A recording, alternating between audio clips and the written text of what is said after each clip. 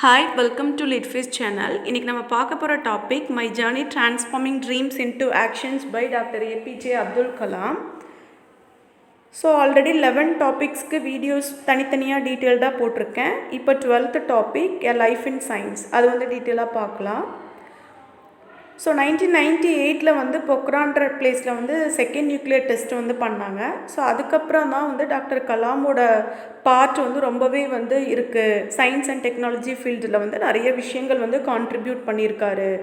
Especially அவரோட presidency பீரியடில் வந்து நிறைய பண்ணியிருக்காரு. ஸோ அதனால தான் அவரை வந்து நம்ம மிசைல் மேன் ஆஃப் இந்தியா அப்படின்னு சொல்கிறோம்.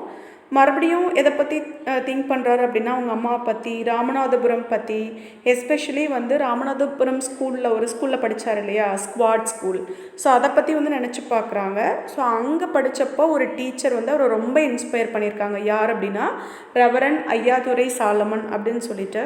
ஸோ அவர் நிறைய விஷயங்கள் வந்து இவருக்கு வந்து கைட் பண்ணியிருக்காரு. அதாவது நார்மலான ஒரு பர்சனை விட எந்த ஒரு விஷயத்தையும் பியாண்ட் சம்திங் நியூவாக பார்க்கணும் அப்படின்னு சொல்லி கொடுத்தவரும் அவர் தான் அப்படின்னு சொல்கிறாரு. அதுக்கப்புறம் ரெவரன் என்ன பண்ணுவார் அப்படின்னா எந்த ஒரு விஷயம் நடத்தினாலும் ஒரு புது விதமாக நடத்துவாராம். ஸோ அப்படி தான் ஒரு நாள் என்ன பண்ணார் அப்படின்னா ஃபிசிக்ஸ் ஆஃப் ஃப்ளைட் அப்படின்ற அந்த கான்செப்டை வந்து டீச் பண்ணுறதுக்காக சீஷோருக்கு வந்து கூட்டிகிட்டு போயிருக்காரு. அங்கே அந்த பேர்ட்லாம் எப்படி ஃப்ளை ஆகுது அப்படின்ற மாதிரி வந்து ஃபிசிக்ஸோடு வந்து கனெக்ட் பண்ணி வந்து டீச் பண்ணுறப்ப தான் டாக்டர் கலாமுக்கு வந்து என்ன ஒரு இம்பல்ஸ், என்ன ஒரு தாட், ஒரு ஃபயர், ஒரு கோல் செட்டிங் வந்திருக்கு அப்படின்னா ஒரு ட்ரீம் அவருக்கு வந்திருக்கு. என்ன அப்படின்னா நம்மளும் ஃப்ளை பண்ணணும் அப்படின்ற மாதிரியான ஒரு விதை வந்து அவர் மூலமாக தான் விதைக்கப்பட்டது அப்படின்னு சொல்கிறாரு. அதுக்கப்புறம் என்ன சொல்கிறாரு அப்படின்னா நிறைய நியூ ஐடியாஸ் வந்து அவருக்குள்ளே ஓப்பன் ஆச்சு. ஏரோடைனமிக்ஸ்னால் என்ன, ஏரோனாட்டிக்கல் டிசைன்னா என்ன, அதெல்லாம் அதுக்கப்புறம் தான் அவர் வந்து அதை பற்றி திங்க் பண்ண ஆரம்பித்தார் அப்படின்னு சொல்கிறாரு. அதுக்கப்புறம் எங்கே படித்தாருன்னா செயின்ட் ஜோசப் காலேஜ் திருச்சியில் வந்து படித்தார். ஸோ அங்கே 2 ப்ரொஃபஸர்ஸ் அந்த விஷயத்தை ஒரு நெக்ஸ்ட் லெவலுக்கு எடுத்துகிட்டு போனாங்க அப்படின்னு சொல்கிறாரு. யாருன்னா professor Chinnadurai and professor Krishnamurthy. So இவங்க 2 பேர் எதை பற்றினா ஆட்டோமிக் லெவல் பார்ட்டிகல்ஸ். ஸோ இதை பற்றி டீட்டெயில்டாக வந்து அவருக்கு சொல்லி கொடுத்தாங்க. இந்த விஷயம் இன்னுமே அவரை வந்து தூண்டுதலாக இருந்தது. அவரோட கோல், அவரோட ட்ரீம், அந்த ஃப்ளையிங் ட்ரீமை பற்றி நினைக்கிறதுக்கு அப்படின்னு சொல்கிறாரு. நெக்ஸ்ட்டு வந்து ஏரோனாட்டிக்கல் இன்ஜினியரிங் வந்து MIT சென்னையில் வந்து ஜாயின் பண்ணார். அங்கே வந்து என்னென்னா ஒரு ஹியூமன் கேன் ஃப்ளை அந்த ஒரு விஷயம் வந்து அங்கே உள்ளே போனதுக்கப்புறம் வந்து நிறைய வந்து அவருக்கு ஸ்டிமுலேட் பண்ண ஆரம்பித்தாங்க. யார் அப்படின்னா 3 டீச்சர்ஸ் அப்படின்னு சொல்கிறாங்க.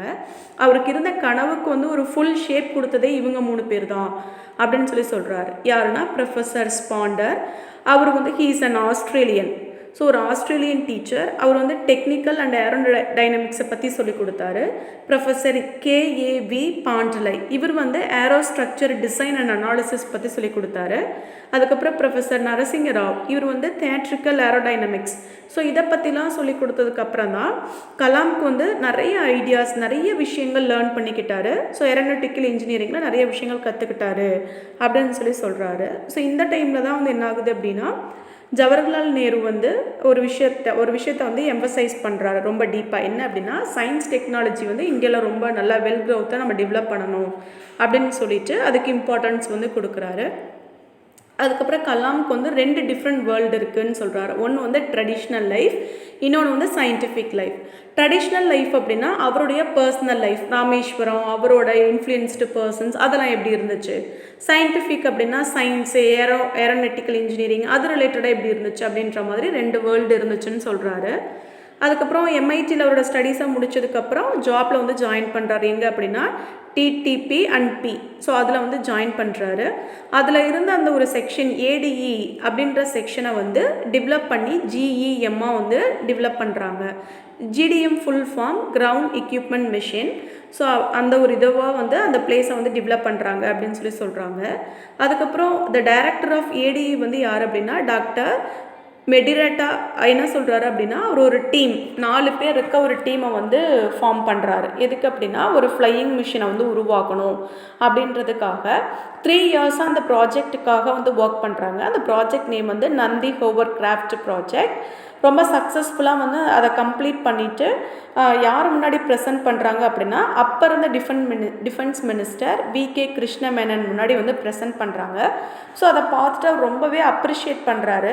பட் வெரி சூன் வந்து கிருஷ்ண மேனன் வந்து டிஃபென்ஸ் மினிஸ்டர் போஸ்ட்லேருந்து மாறிடுறாரு. ஸோ அந்த மிஷன் அதோடவே ஃபெயில்ட் ஆயிடுது. ஸோ இதை வந்து அவரால் தாங்கிக்கவே முடியல. சக்ஸஸ்ஃபுல்லாக ஒரு மிஷன் இருந்துமே ப்ராக்டிக்கல் லைஃப்பில் அதை எடுத்துகிட்டு வர முடியல அப்படின்றப்போ கலாமுக்கு வந்து ரொம்பவே வந்து ஒரு ஹார்ட் ஃபெல்ட்டாக இருக்குது அப்படின்னு சொல்கிறாரு. அண்ட் தென் இன்னொரு விஷயம் என்ன சொல்கிறாரு அப்படின்னா, நெக்ஸ்ட்டு எங்கே போய் ஒர்க் பண்ண போகிறாருன்னா டாக்டர் விக்ரம் சாராபாயோட அசோசியேஷனில் வந்து ஒர்க் பண்ண போவார் இன்காஸ்பர் அண்ட் ஐஎஸ்ஆர்ஓவில். அதில் தான் என்ன க்ரியேட் பண்ணுவார் அப்படின்னா எஸ்எல்வி ராக்கெட்டை வந்து க்ரியேட் பண்ணுவார்.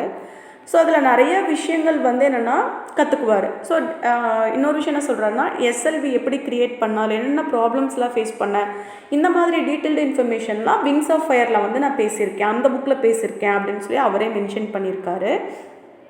இந்த டைமில் நிறைய கிரேட் சோல்ஸ் வந்து இழந்துட்டார் அப்படின்னு சொல்கிறாரு. அவங்க அப்பா, அவங்க அம்மா, அவருடைய ஃப்ரெண்ட், கசின், வெல்விஷர், ஜலாலுதீன் எல்லாத்தையும் நான் இறந்துட்டேன் அப்படின்னு சொல்கிறாரு. ஸோ ஆல்மோஸ்ட் இவர் ஒரு ஏஜ்டு பர்சனாக இருக்க ஸ்டேஜில் அவர் லைஃப்பில் வந்து 3 லெசன்ஸை வந்து கற்றுக்கிட்டாரு அப்படின்னு சொல்கிறார். என்ன அப்படின்ட்டுனா ஃபர்ஸ்ட் லெசன் என்ன அப்படின்னா சயின்ஸ்னால் என்ன அப்படின்னா அது வந்து ஒரு ஓப்பன் எண்டட், அதுக்கு வந்து ஒரு எண்டே கிடையாது அண்ட் அது ஒரு எக்ஸ்ப்ளோரேட்ரி அப்படின்னு சொல்கிறார். செகண்ட் லெசன் என்ன அப்படின்னா nature of commitment with hard work. Commitment மட்டும் பத்தாது, கண்டினியூஸாக டயர்லெஸ்ஸாக ஒர்க் பண்ணிக்கிட்டே இருக்கணும், அப்போ தான் உங்கள் கோலை வந்து நீ சக்ஸஸ் பண்ண முடியும் அப்படின்னு சொல்லிட்டு அதுதான் ஒரு லைஃப்பில் கற்றுக்கிட்ட செகண்ட் லெசன் அப்படின்னு சொல்கிறாரு. ஸோ அதுக்கு ஒரு எக்ஸாம்பிள் சொல்கிறாரு. வெர்னர் வான் பிரன் அப்படின்றவர் யாருன்னா father of modern rocketry. He is a scientist, designer, engineer, administrator, technology manager. So அவர் எப்படி ஃபேமஸ் ஆனார் அப்படின்னா செகண்ட் வேர்ல்டு வாரில் வந்து V2 மிசைல் அப்படின்ற ஒரு விஷயத்தை வந்து இனோவேட் பண்ணவரே அவர் தான். ஸோ அந்த ஒரு விஷயத்தை வச்சு தான் லண்டனை வந்து டெஸ்ட்ராய் பண்ணாங்களாம். ஸோ அந்த அளவுக்கு வந்து ஒரு பவர்ஃபுல்லான ஒரு மிசைலை பண்ணவர் தான் ப்ரவுன். ஸோ கலாமுக்கு வந்து ஹி காட் அ சான்ஸ், அவரை பார்க்குற ஒரு சான்ஸ். ஏன் அப்படின்னா பிரன் வந்து தம்பா அப்படின்ற அந்த ஸ்பேஸ் ஸ்டேஷனை வந்து விசிட் பண்ண வந்திருப்பார். அப்போ கலாம் வந்து அவரை மீட் பண்ணி வந்து பேசுவார்.